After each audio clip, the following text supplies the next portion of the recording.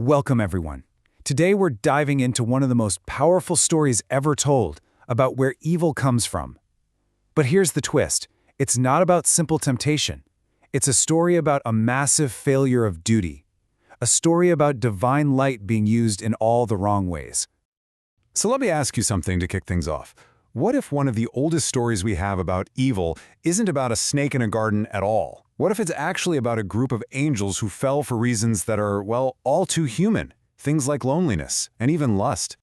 To really get into this, we're going to look at two stories, one modern, one ancient, that, you won't believe this, tell the exact same tale of transgression. We've got a parable about beings of light, and then we have the ancient apocalyptic Book of Enoch. It's wild how they mirror each other. So first things first, let's meet these guardians. All right, so let's introduce our main characters. Or maybe there are villains. You decide.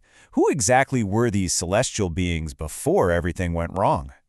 So, in our modern parable, we've got the Bright Keepers. Think of them as beings of pure light, guardians of a sacred flame.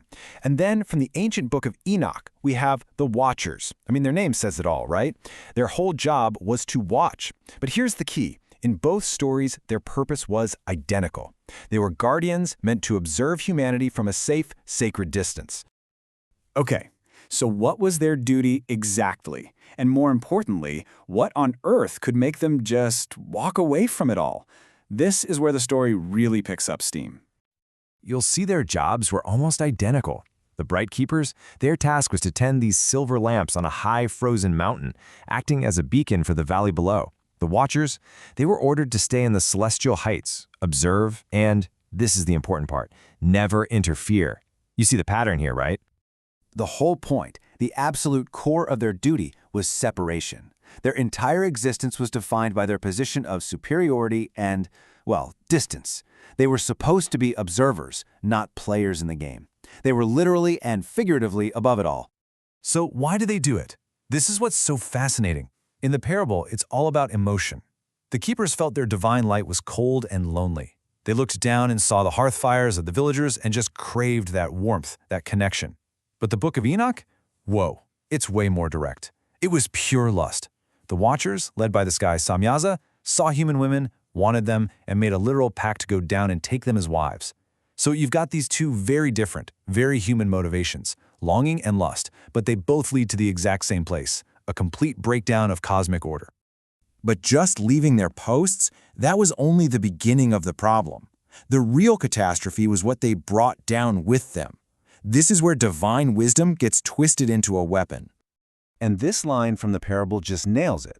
The flame of truth, which was supposed to be this heatless guiding light, gets turned into a forge of ambition. Think about that. Something meant for guidance is now used to forge weapons and create chaos. It's the ultimate perversion of purpose. And the parallels are just uncanny.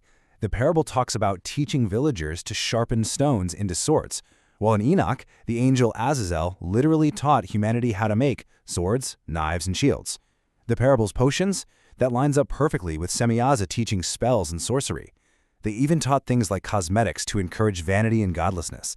So you see, they didn't just fall. They actively taught us how to tear ourselves apart with knowledge we were never ready for. So what happens when you mix the divine with the mortal like this? When you combine heavenly secrets with earthly ambition? Well, you get monsters. In the modern story, they're called the Giants of Greed, born from this union of light and clay who just consumed everything. In the ancient texts, you've probably heard of them, the Nephilim.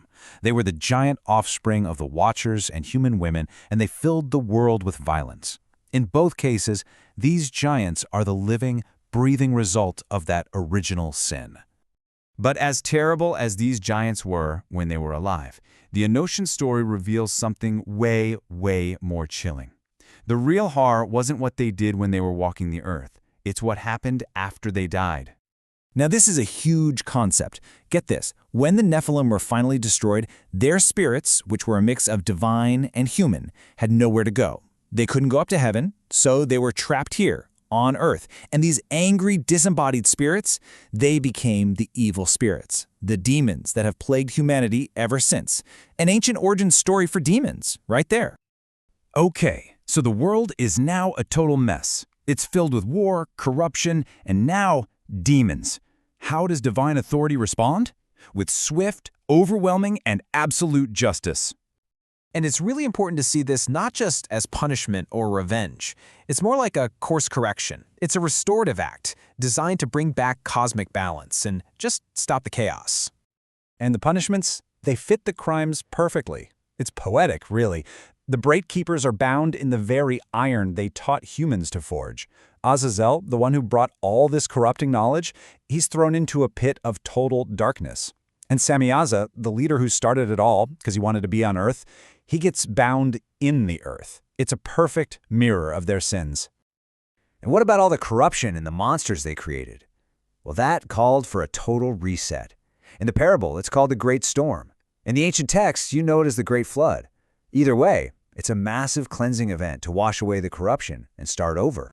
So when all is said and done, both of these stories leave us with the same powerful warning, captured by this line from the parable: light without duty is a fire that consumes itself, and those who abandon their height to rule the dust shall eventually be buried beneath it. Wow. It's this incredible reminder that gifts like knowledge and power, if you strip away the responsibility that comes with them, don't build things up, they burn them down. And that kind of leaves us with a question, doesn't it? What are the sacred duties we're supposed to be guarding today? And what happens when we're tempted to leave our post for the simple warmth of the valley?